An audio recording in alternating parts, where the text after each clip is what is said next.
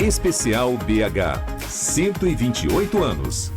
Sim, porque é um dia especial e a gente vai tratar assim na 98 News. Um dia muito especial para nós e a gente vai falar muito ainda nesta sexta-feira sobre isso, porque é a nossa relação umbilical com a cidade de Belo Horizonte. Em relação ao que a gente vai tratar também com alguns dos temas abordados aqui pelo Isaac. A Avenida do Contorno, uma cidade repaginada. Recebendo aqui nos nossos estúdios o secretário municipal de política urbana, Leonardo Castro, gentilmente nos atende aqui nessa sexta-feira pela manhã. Secretário, seja muito bem-vindo aqui à 98 News e num dia tão especial para a cidade de Belo Horizonte, para tratarmos dos temas da cidade de Belo Horizonte.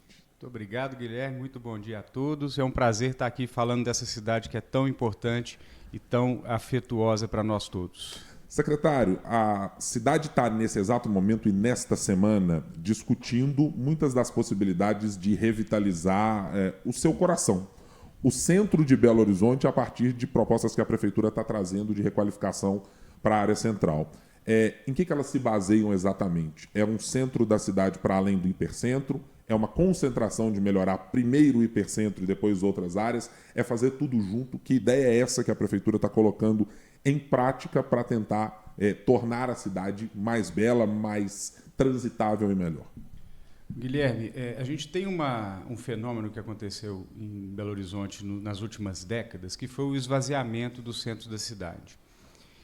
E a Prefeitura, desde 2022, começou uma série de iniciativas com o objetivo de requalificar esse centro a partir do programa Centro de Todo Mundo, ainda na gestão do prefeito Fuad. Foi feita a reforma da Praça da Estação, da Praça da Rodoviária, a demolição do anexo dos edifícios Sulacap e Sul-América, com a reinauguração da Praça da Independência, rebatizada de Praça Fuad Norman, a criação do espaço multiuso dentro do Parque Municipal, a reforma da Praça do Papa, enfim, uma série de ações nos espaços públicos visando a requalificação do centro. Mas a nossa compreensão é que não basta o centro melhorar de fora para dentro, ele também tem que melhorar de dentro para fora. E o sintoma principal dessa doença que o centro vive é exatamente a perda dos moradores, né? Ao longo dos últimos anos, muita gente deixou de morar no centro e com a pandemia nós sofremos ali o golpe de misericórdia, né? Muitos negócios fecharam, muitas empresas deixaram o centro. Então a gente precisa se reconectar com esse pedaço da cidade, que é o pedaço da cidade mais importante, mais simbólico para nós todos, e a gente propôs e está em tramitação na Câmara Municipal um projeto de lei que trata da regeneração do hipercentro, como você mencionou, e dos bairros que estão no entorno desse hipercentro, porque a nossa compreensão é que morar, viver e trabalhar no centro é mais do que estar só no centro da cidade. A gente tem que reconhecer o Barro Preto, a gente tem que reconhecer a área hospitalar, a gente tem que reconhecer até territórios que estão um pouco desconectados ou bastante desconectados do centro da cidade, mas que estão muito próximos do centro da cidade, como a Lagoinha, como o Bonfim, como o Carlos Prates, como a Concórdia, que são bairros que, do ponto de vista da distância, são muito próximos do centro, mas hoje estão embarreirados pela linha férrea, pelo Complexo da Lagoinha, pela própria existência do Ribeirão, que é uma cicatriz, né, uma fragmentação do nosso tecido urbano, e a gente está reconhecendo essa situação e propondo um adensamento dessa área como um todo, que tem 8,5 km². Só para o ouvinte ter uma noção, a Avenida do Contorno inteira são 10 km². Então a gente está tratando de um território um pouco menor, mas que não pega a Avenida do Contorno inteiro, pega a parte mais central e esses bairros que eu mencionei.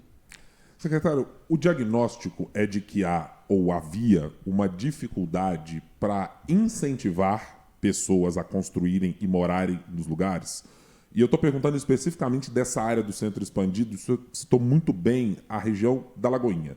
Eu passei por diversos anos da minha vida na Praça do Peixe e você tinha uma cisão da cidade que parece inacreditável. Você olhar para outros centros urbanos e pensar, olha, daqui para cá é centro da cidade. Daqui para cá, com acesso a metrô, com estação de ônibus, com tudo isso, parece uma cidade completamente diferente. O diagnóstico da prefeitura era qual? É de que havia dificuldades para empreender lá, é de que era caro empreender lá, é de que estava única e exclusivamente abandonado, não é apenas pelo empreendedor, mas pela população de maneira geral. O que balizou a decisão de vocês desse centro ampliado? A decisão do centro ampliado está ligada a isso que eu mencionei para você. Assim, viver e morar e trabalhar no centro não é só o hipercentro. O acesso a essa infraestrutura, tanto a infraestrutura de mobilidade como de bens e serviços, ele é possível a muito mais gente. Então, a gente define esse território a partir dessa realidade. E nós reconhecemos uma dificuldade muito grande do mercado atuar nessa área, porque, por diversos motivos, tem um fator de degradação, que é muito importante, e tem um fator de que a nossa legislação, muito embora o plano diretor tenha previsto que essa área é uma área preferencial para moradia e para as pessoas se mudarem para lá, quando a gente olha para os dados mostram que esse objetivo do plano não está sendo alcançado.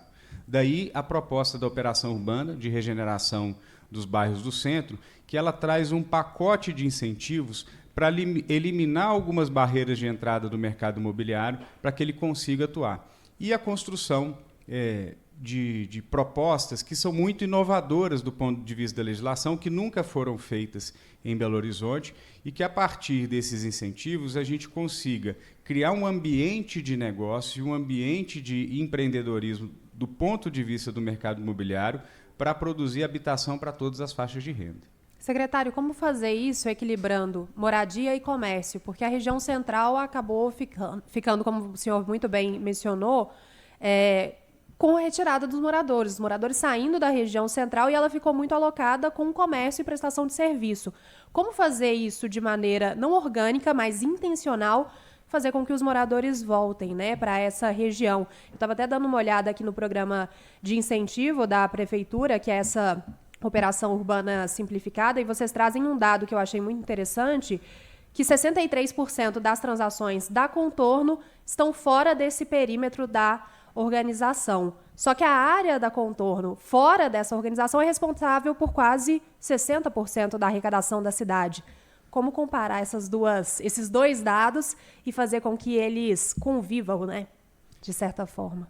Nós não temos nenhuma dúvida de que existem pessoas na cidade inteira que gostariam de morar mais perto do trabalho. Nós não temos nenhuma dúvida de pessoas que passam 1h30, 2 horas, 50 minutos que seja no trânsito, que, se tivessem a oportunidade, elas morariam em áreas mais centrais. Então, essa demanda, ela existe. O que não existe? A oferta. Então, a gente não consegue ter uma oferta relevante de imóveis. Vou te dar um exemplo. No hipercentro da cidade, e nessa área como um todo, nós identificamos mais de 1.200 galpões, que são imóveis que estão subutilizados e que têm um grande potencial de transformação e que podem, em vez de ofertar só uma loja de ferragens no nível térreo, um depósito, um armarinho, isso pode ser convertido numa edificação residencial. Só que o que acontece? O mercado ele se organiza no centro da cidade muito em torno desses aluguéis, porque o aluguel do espaço vale mais do que uma operação de permuta para a construção civil. E com a concessão dos incentivos, a gente vai resolver a ponta que não funciona do mercado, que é a ponta da oferta.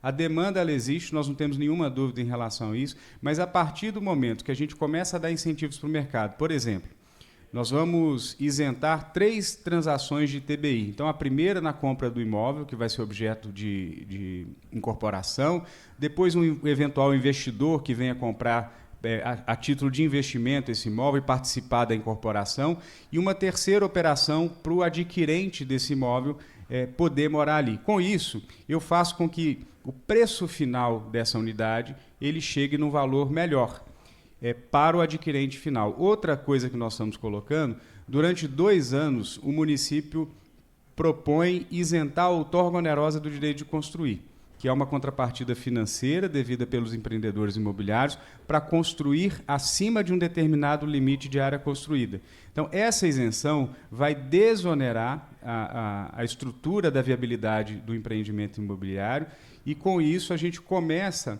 a resolver essa ponta que não está funcionando, que é a ponta de oferta de novos imóveis, do retrofit e da requalificação de novos imóveis para moradia no centro da cidade. Isaac.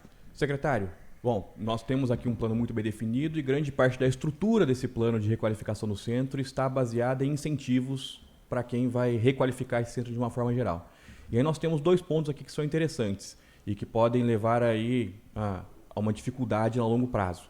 Primeiro, nós estamos aqui incentivando que os empresários, como o senhor aqui bem disse, não paguem TBI e não paguem outorga onerosa. Existe um plano fiscal da Prefeitura avaliando em quanto tempo nós teremos superavitários e deixaremos de ser deficitários na oferta desses incentivos. Esse é um primeiro ponto, porque isso vai gerar, a longo prazo, equalização das finanças da Prefeitura de uma forma geral.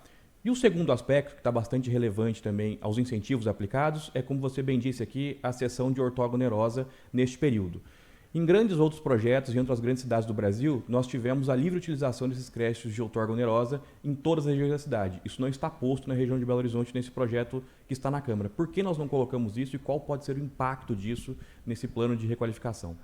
Eu só não entendi a última pergunta, se você puder repetir. Repito, claro.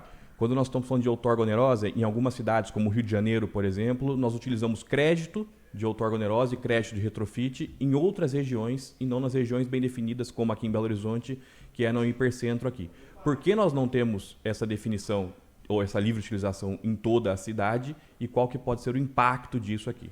A boa notícia é que nós temos sim. Então o projeto de lei está trazendo essa possibilidade. Já vou te explicar, mas antes respondo o início da sua pergunta. Nós identificamos nesse território uma arrecadação praticamente irrisória de ITBI, IPTU, estagnada, vamos dizer assim, né? Sem grandes alterações, em especial do IPTU, que é uma receita recorrente. O ITBI ele aponta que o mercado está em queda e que o volume arrecadado a título de transação imobiliária é muito pequeno. Com isso, não aparece uma renúncia de receita nesse projeto. O que aparece é o contrário.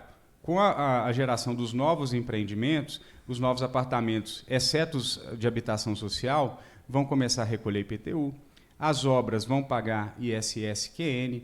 Então, com isso, nós temos um resultado muito positivo para a Receita Municipal, a partir já do segundo, terceiro ano do projeto, com os novos negócios acontecendo. Então, do ponto de vista da saúde financeira da Prefeitura em relação a esse projeto, o impacto é muito positivo. Nós criamos uma moeda de regeneração, chama uma espécie de uma moeda urbana. Assim, para quem está nos ouvindo, já ouviu falar de Bitcoin, é uma coisa mais ou menos nessa linha. E que, como que ela funciona, né? O projeto ele tem duas áreas. Ele tem uma área 1, onde as pessoas vão minerar essa moeda urbana, elas vão, ao investir na Lagoinha, no Carlos Prates, no Hipercentro, no Barro Preto, na área hospitalar, elas vão receber uma moeda da Prefeitura, que é um potencial construtivo, que ela vai vender para a área 2, que é a área que tem uma situação um pouco melhor do ponto de vista urbano, e onde o potencial construtivo vai ser aumentado com o recurso obtido dessa moeda que vem da área 1.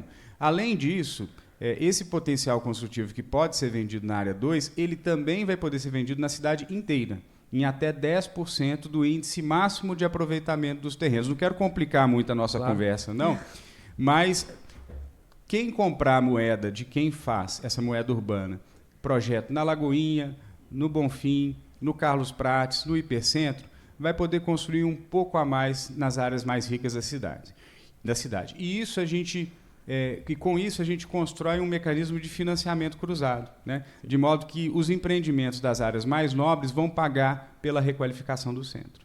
Tá.